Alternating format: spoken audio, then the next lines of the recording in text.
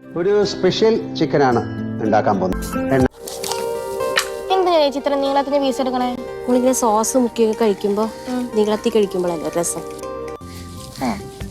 എല്ലാ നീളത്തിലും എടുക്കില്ല, കിട്ടണതൊക്കെ ഞാൻ തോന്നിയ പോലെയൊക്കെ എടുക്കും, പക്ഷെ കൂടുതൽ നീളത്തിൽ കിട്ടാൻ ശ്രമിക്കും. എന്താ ചെയ്യാൻ പോണേ?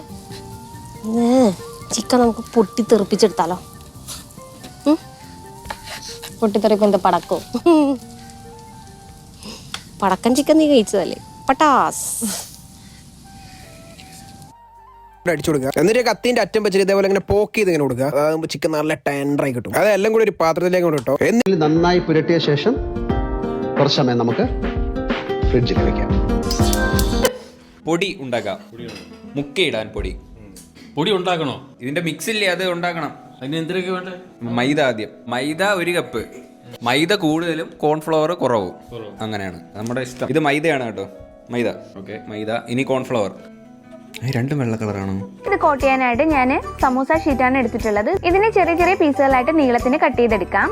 ഇനി ഈ സ്റ്റിക്കിൽ നമുക്ക് ഇതുപോലെ എല്ലാം ഒന്ന് കോർത്തെടുക്കാം. കുറച്ചെടുത്ത് അങ്ങോട്ട് കുടയാ ക്രിസ്പി ആവാൻ വേണ്ടിയിട്ടാണ്. എന്നിട്ട് ആ മാരിനേറ്റ് ചെയ്ത ചിക്കൻ എടുത്തിട്ട് ആ പൊടിയിലെ കൊണ്ടിട്ട് അമർത്തി പിടിച്ച് അവനെ കൊണ്ട് സെറ്റ് ആക്കുക. എന്നിട്ട് അങ്ങോട്ട് കുടഞ്ഞു കൊണ്ട് എടുക്കുമ്പോൾ കണ്ടില്ലേ ആ പാറ്റേൺ കൊണ്ട് കണ്ടില്ലേ പൊളി. സമൂസ ഷീറ്റ് നീളത്തിൽ കട്ട് ചെയ്തിട്ട് ഒരല്പം കോൺഫ്ലവർ പൗഡർ കൂടെ ഇട്ട് നന്നായി മിക്സ്. നമ്മൾ നേരത്തെ മാരിനേറ്റ് ചെയ്ത് വെച്ച ചിക്കൻ ഇട്ട് നന്നായി ഒന്ന് കോട്ട് ചെയ്ത് എടുത്തതിന് ശേഷം ലോ ടു മീഡിയം ഫ്ലെയിമിൽ ഡീപ് ഫ്രൈ ചെയ്തെടുക്കുക. ഒരു ടൈമിൽ ഒരു 6 മിനിറ്റ് കൂടെ വെച്ചോ. അത് കഴിഞ്ഞ് പൊക്കി വെക്കുക. നമ്മളെ സാധനം കൂടെ സെറ്റ് ആയിട്ടുണ്ടോ. എന്നിട്ട് അടുത്ത ഒരു പാത്രത്തിലേക്ക് കൊണ്ട് മാറ്റുക. നമ്മുടെ ചിക്കൻ പൊട്ടിത്തെറിച്ചത് റെഡിയാണ്. വളരെ സിമ്പിൾ ആൻഡ് വെറൈറ്റി ആയിട്ടുള്ള ഒരു റെസിപ്പിയാണ്.